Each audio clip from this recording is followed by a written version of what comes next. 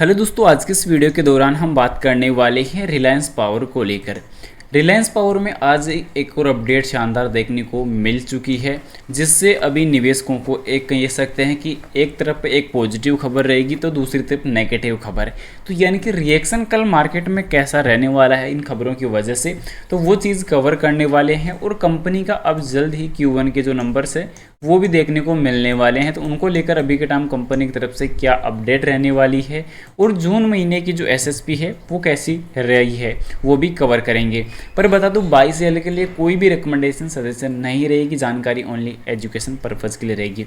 सीधे प्राइस को लेकर अगर चर्चा अगर करी जाए तो प्राइस जो अभी रिसेंटली देखने को मिली है वो काफ़ी इंपॉर्टेंट रहेगी और यहाँ पे चेकआउट कर सकते हैं। प्राइस ₹64.5 पे आज क्लोजिंग नजर आई है, जो यहाँ पे कहीं ना कहीं काफ़ी वीक आंकड़ों पे देखने को मिला, क्योंकि मॉर्निंग में अपडेट ऑलरेडी जो एक आ चुकी थी। अपडेट ये थी कि जो कंपनी की साई कंपनी है रिलायंस एनयू कंपनी की साई कंपनी है सनटेक पावर लिमिटेड, इसको सोलर द्वारा नोटिस को चुनौती जो दी गई थी energy corporation of India limited ने दिल्ली उच्च न्यायालय में प्रस्तावित परियोजना पर रोक लगाने की मांग की है और इसके वजह से बिजली खरीद समझौते को भी समाप्त कर दिया गया है। तो इसी अपडेट के बाद मार्केट में काफ़ी बड़ा करेक्शन देखने को मिला, रिलायंस पावर में भी तो रिलायंस पावर की साई कंपनी में भी। और उसके बाद माननीय दिल्ली उच्च न्यायालय ने दोनों पक्षों के बीच यथास्थिति बनाए रखने का आदेश दिया है और पक्षों के साथ मिलकर solar energy corporation of India limited को किसी प्रकार का दबावपूर्ण कदम उठाने से रोक दिया है। तो ये अपडेट काफ़ी महत्वपूर्ण रही है और इसी की वजह से आज रिलायंस पावर में काफ़ी बड़ा करेक्शन भी देखने को मिला है। निवेशकों को कहीं ना कहीं काफ़ी ज़्यादा चीज़ें जो भी फेस करनी पड़ी है। अब महत्वपूर्ण चीज़ क्या है, वॉल्यूम। आज के सेशन की वॉल्यूम भी काफ़ी बढ़िया देखने को मिली, जो 92 लाख की रहेगी। डिलीवरी का जो डेटा अनअवेलेबल रहेगा, पर मार्केट अभी फिर करेक्शन करता हुआ नज़र आया है, तो यहाँ पे थोड़ी चीज़ें दिक्कत करती हुई नज़र आ सकती है। इसके अलावा अगर हम बात करें आज के सेशन को लेकर, तो आज के सेशन में कुछ चीज़ें और भी कमज़ोर देखने को मिली है, तो कहीं ना कहीं करेक्शन भी हमें नज़र आए हैं। अब यहाँ पे रिलेटिव स्ट्रेंथ इंडेक्स को लेकर अगर बात करी जाए तो कैंडलस्टिक पैटर्न पे अभी के टाइम जो संकेत है वो थोड़ा कमज़ोर देखने को मिल रहा है, क्योंकि मेन चीज़ क्या है कि अभी रेगुलर पिछले टाइम से जो वॉल्यूम थी वो बढ़ती हुई नज़र आ रही थी, पर अब वॉल्यूम में भी काफ़ी बड़ा चेंज होता हुआ नज़र आया है। क्योंकि अभी जिस प्रकार वॉल्यूम लगातार जो इंक्रीज हो रही थी वो वॉल्यूम आज घटती हुई नज़र आई है, प्राइस घटती हुई नज़र आ रही है।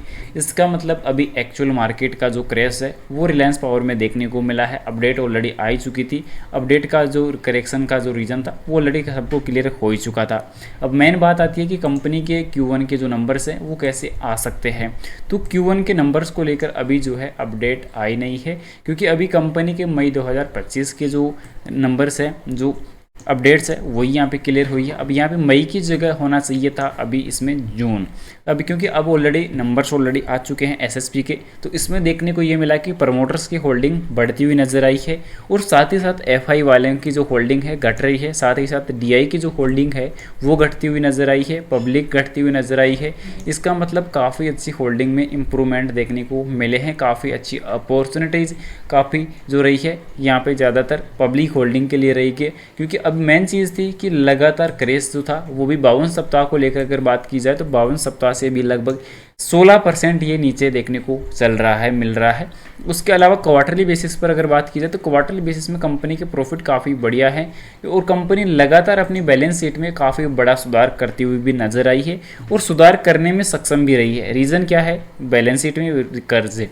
अब कंपनी का जो कर्ज एक टाइम पर लगभग 34,000 करोड़ के लेवल तक जा चुका था, 34,000 करोड़ तक जो पहुँच चुका था वो घटकर आज 15,153 करोड़ पर आ चुका है। तो इसका मतलब कंपनी ने जो कामयाबी की जो शिखर पाने की जो कोशिश की थी उस तरफ कंपनी तेजी से बढ़ रही है। तो आने वाले टाइम के कह सकते हैं लॉन्ग टर्म के नज़रिए से कंपनी के लिए अपॉर्चुनिटी काफ़ी साबित हो सकती है, तो ये चीज़ काफ़ी इंपॉर्टेंट है। और इसके अलावा अगर देखा जाए प्रॉफिट लॉस की, तो प्रॉफिट लॉस में काफ़ी बढ़िया सुधार पहले ही चल रहे थे। कंपैरिजन को लेकर अगर बात की जाए तो कंपनी का अभी कंपैरिजन लगभग 15 से 16 कंपनियों के अंदर देखने को मिल रहा है, क्योंकि मार्केट कैप के दम पे ये चीज़ें देखने को काउंटिंग पे होती है, मार्केट कैप के हिसाब से वो चीज़ इंपॉर्टेंट रहती है। इसके अलावा एनालिसिस में अगर देखेंगे तो कंपनी का ब्याज एवरेज अनुपात कम देखने को मिल रहा है, साथ ही कंपनी की जो सेल्स की ग्रोथ है वो पिछले 5 सालों से कम है। इक्विटी पर रिटर्न पिछले 3 सालों में कंपनी ने कम दिया है और कंपनी की प्रॉफिट में अदर इनकम काफ़ी ज़्यादा शामिल है, तो ये चीज़ें थोड़ी वीक रहेगी।